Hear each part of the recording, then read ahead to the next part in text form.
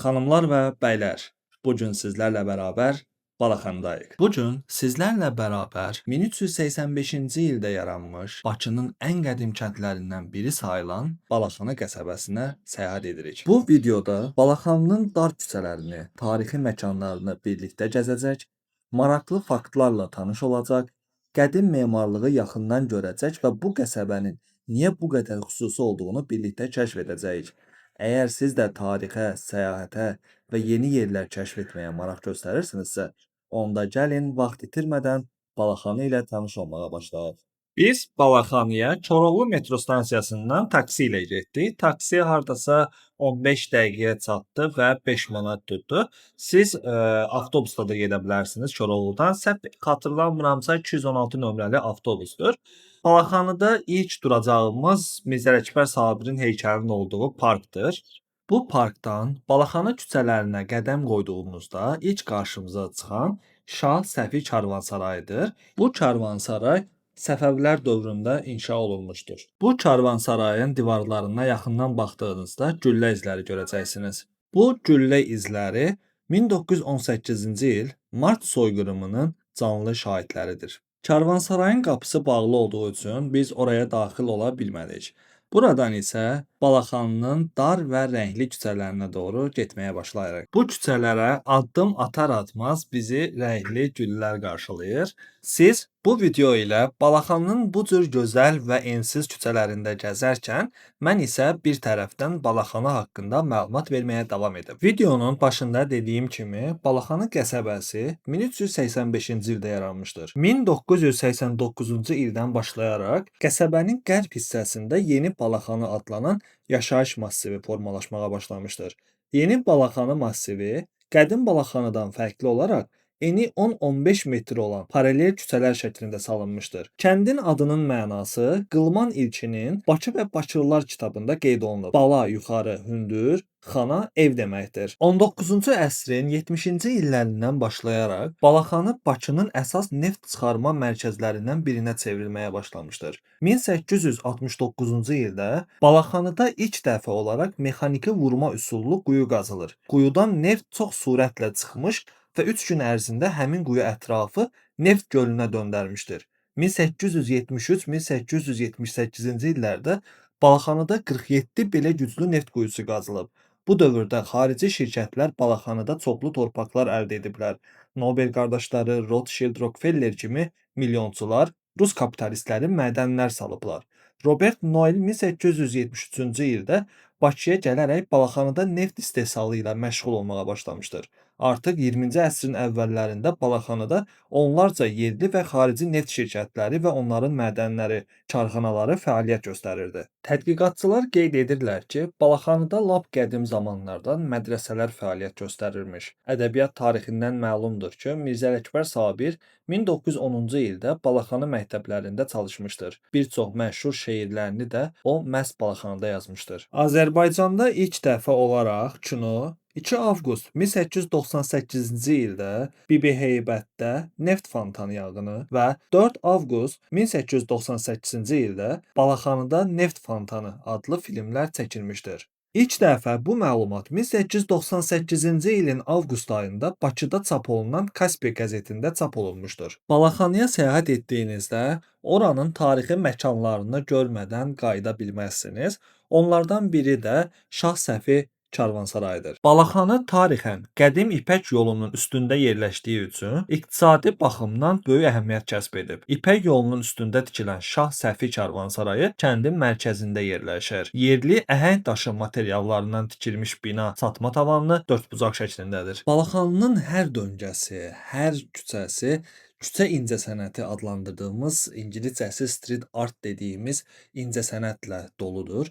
Hər bir yerində qrafitlər görə bilərsiniz, fərqli ideyalar.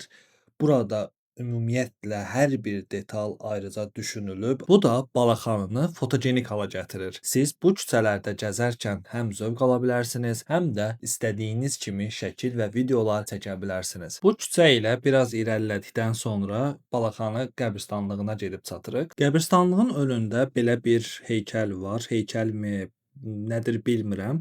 Əgər bilən varsa, zəhmət olmasa yorumlarda hamımızı aydınlatsın, məlumat versin.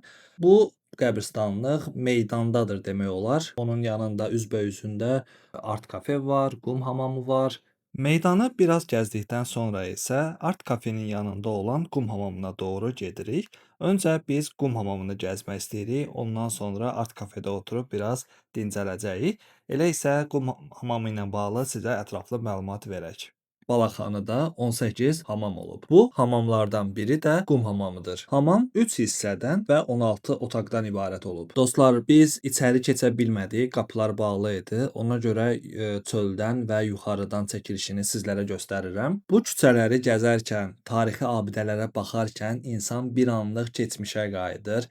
Çox gözəl və fərqli hisslər keçirdir dostlar. Sizlərin də buraya gəlməyinizi, bu tarixi abidələrimizi görməyinizi tövsiyə edirəm. Burada gördüyüm bir əksiklik var. Məlumat lövhələrinin olmamasıdır dostlar. İstər yerli, istər xarici turistlər üçün məlumat lövhələrinin olması yaxşı ola bilər. Qum hamamının düz yanında isə gördüyünüz bu gözəl məkan Art Cafe yerləşir. Sağ olsunlar, çəkiliş aparmağımıza və sizlər üçün bu məkanı görüntüləməyimizə icazə verdilər. İçəri daxil olan kimi hiss edirsiniz ki, bura sadəcə bir kafe deyil. Burada hər bir detal xüsusi zövqlə düşünülüb. Divarlarda, dekorlarda və istifadə olunan əşyalarda Balaxanının qədim ruhunu yaşadan elementlərə rast gəlmək mümkündür. Köhnə ilə yeninin vəhdəti bu məkana tamam fərqli bir ab-hava qatır. Ən çox xoşumuza gələn məqamlardan biri isə odur ki, burada tarixi qorumağa çalışırlar. Keçmişi xatırladan əşyalar, daş divarlar, köhnə məişət alətləri və əl işləri insanı sanki illər öncəyə aparır. Hər küncdə ayrıca baxmağa dəyər bir detal var və foto çəkməyi sevənlər üçün də çox gözəl məkan hesab edirəm. Burada sadəcə oturub çay və ya qəhvə içmək deyil, eyni zamanda Balaxanının tarixini və ruhunu hiss etmək mümkündür. Sakit atmosferi, zövqlə hazırlanmış interyeri və səmimi mühiti ilə buraya gələn insanların xoş vaxt keçirə biləcəyinə inanıram. Əgər yolunuz Balaxanıya düşərsə, qum hamamını ziyarət etdikdən sonra mütləq bu məkana da baş çəkin. Düşünürəm ki, həm istirahət etmək, həm də maraqlı şəkillər çəkmək üçün çox gözəl bir seçimdir. Dostlar, onu da vurğulayım ki, bu bir reklam deyil əsla. Sadəcə oraya getmişkən bu məkana da girib baxmaq istədik və sizlərlə bölüşmək istədik. Burada olan hər bir detalı incələdikdən sonra artıq buranı tərk edib Balaxanının digər küçələrini də gəzməyə başlayırıq. Art kafedən çıxdıqdan sonra sağa dönərək o küçə ilə gəzməyə başlayırıq. O küçədə iki yeri sizə göstərəcəm. Birincisi, qəhrəman Mehdi Hüseynzadə ilə Yuqoslaviyada bir yerdə partizanlıq etmiş Qarabala ləqəbli partizan Məmmədin yaşadığı evi və daha sonra O olmasın bu olsun filmindəki Məşədi İbad ilə Hambalın heykəlinin olduğu yeri sizə göstərirəm. Dostlar, dediyim bu yerləri tapmaq üçün bu küçə ilə hərəkət edirsiniz. Gördüyünüz kimi gördüyüm ən gözəl mənzərələri sizə göstərməyə çalışıram. Deməli bu yerdən bu küçə ilə getdikdən sonra sizin qarşınıza Oxlov restoranı çıxacaq. Hətta indi görəcəyiniz kimi Balaxanıdayam xalçası da var burada. Bu Oxlov restoranının yanından biraz da irəli gedərək hardasa 100 metr sonra qarşınıza Qarabala Məmmədin evi çıxacaq.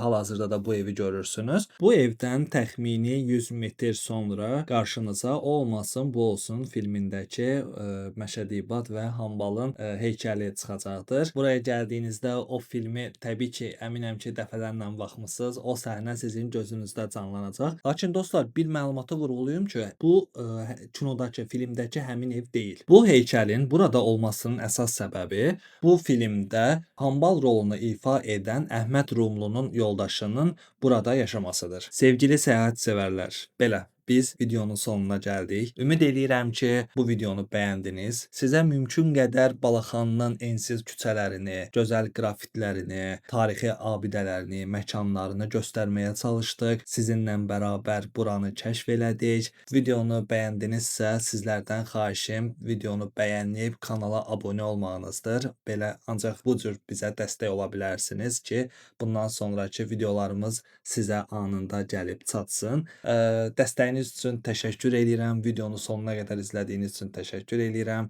İnşallah növbəti videolarda görüşənədək özünüzə yaxşı baxın. Allah'a əmanət olun.